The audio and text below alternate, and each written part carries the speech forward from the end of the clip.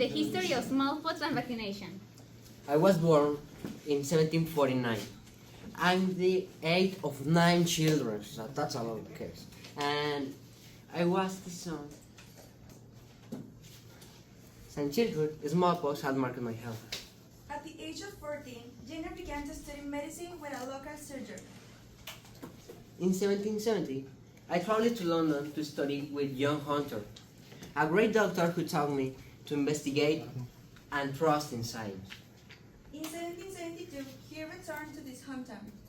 At 23, I became a doctor in Berkeley, where I worked all my life and taught the studies that would later change history. Over dozens of years, smallpox killed hundreds of millions of people.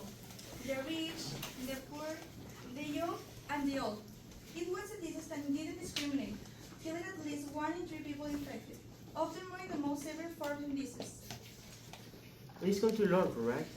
Thus, the people that call cowpox of their coast can catch smallpox. This and his own experience of variation as a boy and the risk that a campaign it led him to undertake the most important research of his life. Hi, doctor. Hi, Sarah, how are you? I have a rash in my hand. A rash in your hand? Yes. Let me see. It is cowpox. Please sit here. Okay. Do you have a farm? Well, I have some cows, and I think one of them recently had cowpox. Okay, I need to rush your hand and take a. That's it. Thank you. Jenner realized that it was his opportunity to test the protective properties of cowpox by giving it to someone who had not yet suffered smallpox. First step. Choose someone. Of course, Jane Phipps. Can you come, please? I need to test something. Hi, doctor. What's happening? Okay.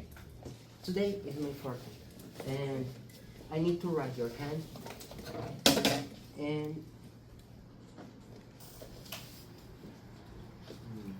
I need to bring into them some material. Okay? This one is a hand of Sarah. Is for an experiment.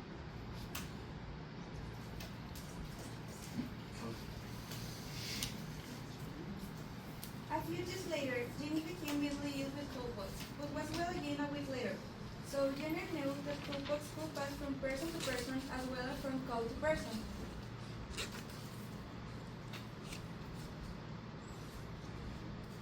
Second step is to test whether the cowpox will not protect Jane from smallpox.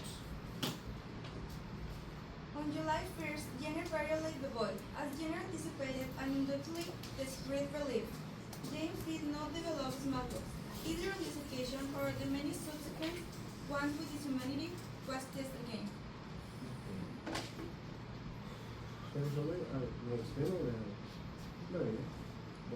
I need to share it.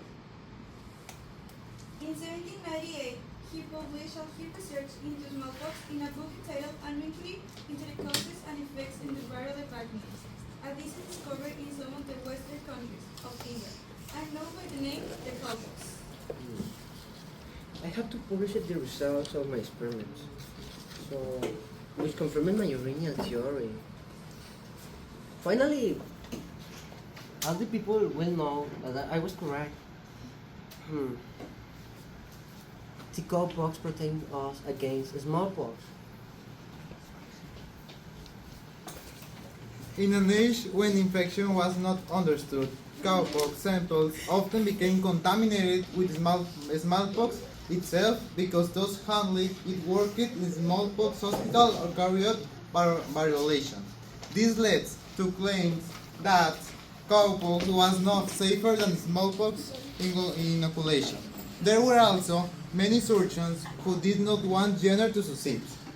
They were the variolators whose large incomes were treated by Jenner's safer and more effective cowpox treatment.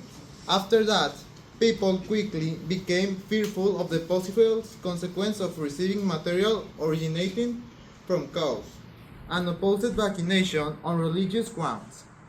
variolation was forbidden by Act of Parliament in 1840, and vaccination with cowpox was made compulsory in 1853. I had spent much of my life supplying cowpox materials to others around the world and discussing show related scientist matters. I was really involved in the smallpox, and I consider myself as the vaccine clerk into the world. A simple hypothesis will change the world, the history, creating the vaccines. And that's it. The history of vaccines.